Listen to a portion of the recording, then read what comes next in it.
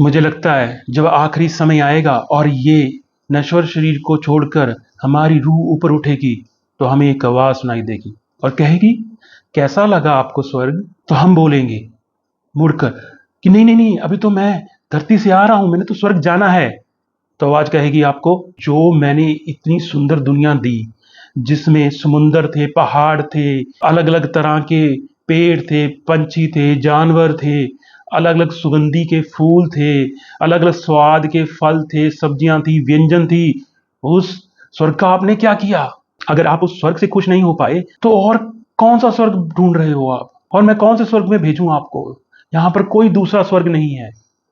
जी हाँ, हमारे लगभग हर एक आदमी यही सोचता है कि मैं जब इस दुनिया से उस दुनिया में जाऊंगा तो एक अलग स्वर्ग में जाऊंगा, पर ऐसा नहीं है, क्योंकि गुरुओं ने और पीरों ने यही बोला है कि अगर स्वर्ग ये कहीं है तो यही है। तो हमने इस स्वर्ग जैसी दुनिया को अब नर्क की तरफ लेके जा रहे हैं।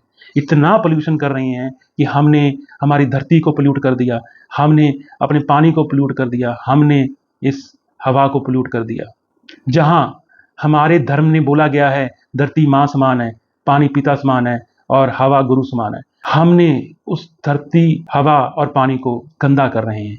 बल्कि अगर आप वेस्टर्न कंट्री देखो तो वो, उनके धर्म में तो कुछ ऐसा भी नहीं है, लेकिन वो कहीं ज्यादा इसके लिए सतर्क है और वो जानते हैं कि अगर हमने चीजों को खराब किया तो उल्टा दो हमारे पर ही आएगा। हम धर्म को मानने का दिखावा करते हैं, हम धर्म के रास्ते पर नहीं चलते। हम धर्म के नाम पर लड़ सकते हैं, पर धर्म के रास्ते पर चल नहीं सकते, क्योंकि वो थोड़ा मुश्किल है। बाकी हम कहेंगे कि इसमें मेरा क्या दोष है? मैं तो बिल्कुल सही कहा। किसान दोष देता है शहर वालों पर कि वो ज़्यादा पोल्यूशन करते हैं, उनके नाले नदियों में मिलकर नदियाँ खराब कर रहे हैं और वो नदियाँ का पानी हमारे यहाँ पर भी आता है। शहर वाले कहते हैं कि ये किसान पराली जलाते हैं, कि ये करते हैं। इंडस्ट्री कहते हैं कि इंडस्ट्री तो बहुत कम ज़रूरत है तो इसलिए करना पड़ता है, मजबूरी है। हम अपना दोष नहीं देखते, हम दूसरे का दोष देते हैं और एक दूसरे को जिम्मेवार ठहरा रहे हैं कि वो दोषी है, वो दोषी है। लेकिन जो मुझे लगता है कि यही चीज़ वेस्टर्न कंट्री में क्यों नहीं है, क्योंकि वहाँ पर एक सिस्टम है और हमारा जो सिस्टम है वो बहुत ही पोल्यूटेड हो चुका है। खास करके अगर मैं सिस्टम की बात करूँ, पॉलिटिकल सिस्टम जो इसका जिम्मेवार है, वो इसलिए नहीं किसको कह पा रहा कि कहीं हमारी वोटर नाराज हो जाए, अगली बार जीतने में परेशानी आएगी, इसलिए हम इतनी सख्ताई ना करें कि हमारे से वोटर ही रूठ जाए। और उनका मेनली ध्यान यहीं पर लगा रहता है कि इस बार हम क्या करें जो अगली बार जीत जाए, हम कैसे करें। और वो लॉन्ग टर्म में जो उनका नुकसान जो हो रहा है, हम उसकी गणना नहीं करते। हम नहीं गणना करते कि हमारे इस पोल्यूशन से कितना नुकसान हो रहा है। इवन गवर्नमेंट भी नहीं चाहती कि इसकी गणना हो, पोल्यूशन की गणना हो, इसका ये हो कि इससे कितना नुकसान है, क्योंकि अल्टीमेटली प्रेशर उन पर आएगा। हम सोचते हैं कि जैसे हम सुधरेंगे वैसे हमारे को हमें देखकर दूसरे लोग सुधरेंगे, फिर हमारा मोहल्ला सुधरेगा, फिर हमारा डिस्ट्रिक्ट सुधरेगा, राज्य सुधरेगा, फिर पूरा देश सुधर जाएगा।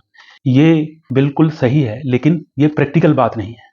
प्रैक्टिकल बात ये है कि जैसे रिश्वत ऊपर से स्टार्ट होती है, मंत्री लेते हैं इसलिए उसके नीचे जो उनके आईएएस ऑफिसर लेते हैं, फिर उसके नीचे करते करते चपरासी तक रिश्वत लेते हैं। ये वैसे ही है जैसे मालिक के नीचे नौकर है। अगर मालिक शराब नहीं पीता, अगर मालिक जुआ नहीं खेलता, अगर मालिक गलत काम नहीं करता, तो उसके नीचे जो नौकर काम कर रहा है उसकी हिम्मत नहीं होगी नकल गलत काम करने की।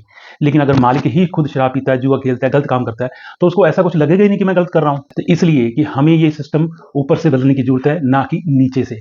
नीचे से बदलने गए तो हो सकता है कि हम बदलाव देखने के लिए जिंदा ही ना रहें। हमारी सरकारें एक चक्रव्यूह में फंसी हैं, सारी पार्टी एक चक्रव्यूह में फंसी हैं कि हमने सत्ता में आना है, सत्ता के आने के लिए हमें पैसे इकट्ठे करने हैं, पैसे इकट्ठे करने के लिए हमें थोड़ा बहुत गलत काम करना पड़ेगा। तो वो भी जायज़ लगता है उनको, क्योंकि उनको लगता है कि हम ये गलत काम करके पैसा लेकर और पैसा देकर वोटें खरीद कर, वोटों में हेर फेर कर हम सत्ता में आएंगे।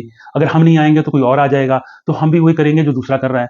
तो इस चक्रव्यूह से निकलने के लिए हमें कोई नई पार्टी नहीं चाहिए, बल्कि ऐसी पार्टी चाहिए जिसमें सिस्टम हो और जो इन बुराइयों को दूर कर सके। जैसे हम कोशिश कर रहे हैं कि हमारी पार्टी एक 5 सिद्धांतों को लेकर चलती है, काम, क्रोध, लोभ, मोह, अहंकार, कि इसको कंट्रोल करने के लिए हमारी पार्टी में बहुत सारे सुधार किए गए हैं, जो कि मूलभूत सुधार हैं, जो कि अब तक किसी पार्टी ने नहीं किए, बल्कि उनको कर लेने चाहिए थे। जैसे कि हम कैसे डिसाइड करें कि ये हमारे पार्टी का कैंडिडेट होगा, तो ये डिसाइड करने के लिए उनके पास कुछ भी आधार नहीं है। कैसे हम डेमोक्रेसी में सोचते हैं कि हम जिसे चाहे मुख्यमंत्री, प्रधानमंत्री या एमएलए, एमपी बना सकते हैं, पर यह सही नहीं है बात। अगर आप जिसे बनाना चाहते हैं वो खड़ा ही ना हो, अगर आप जानते कोई पार्टी इसको टिकट ही ना दो, तो वो कैसे बन जाएगा? हम बुरे में से कम बुरा चुनते हैं, ना कि अच्छे में से अच्छा, क्योंकि ये सिस्टम नहीं है। अगर आप चाहते हो कि कोई सिस्टम हो, तो आपको सिस्टम वाली पार्टी चाहिए। एक सिस्टम चाहिए जो इस सिस्टम को बदल सके, ना कि पार्टी चाहिए जो दूसरी पार्टी की जगह ले सके। मैं आप सबसे सिर्फ यही विनती करूंगा, पहला, कम से कम ये विचार सबसे साझा करें कि अगर स्वर्ग है तो यही है और कहीं नहीं है, और हम इस स्वर्ग जैसी दुनिया को, धरती को हम नर्क ना बनाएं।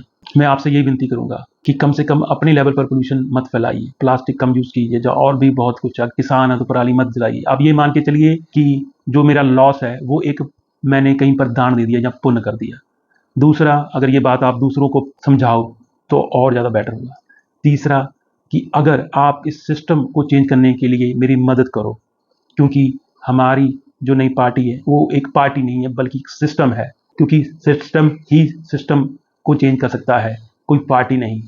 क्योंकि पार्टी तो नहीं हर रोज बनती हैं, हर रोज बिखरती हैं, लेकिन एक जो सिस्टम है वही सिस्टम को काट सकता है। तो इसलिए मेरी आपसे विनती है, गुजारिश है कि प्लीज़ हमारा साथ दें और इस सिस्टम को हमारे पॉलिटिकल पार्टी के सिस्टम के साथ हम इसको चेंज कर पाएँ, ताकि फिर से हम जो ये दुनिया आगे से नर्क की तरफ बढ़ रही है उसको स्वर्ग की तरफ लेकर आएँ, क्योंकि स्वर्ग है तो यही है, यही है और यही है।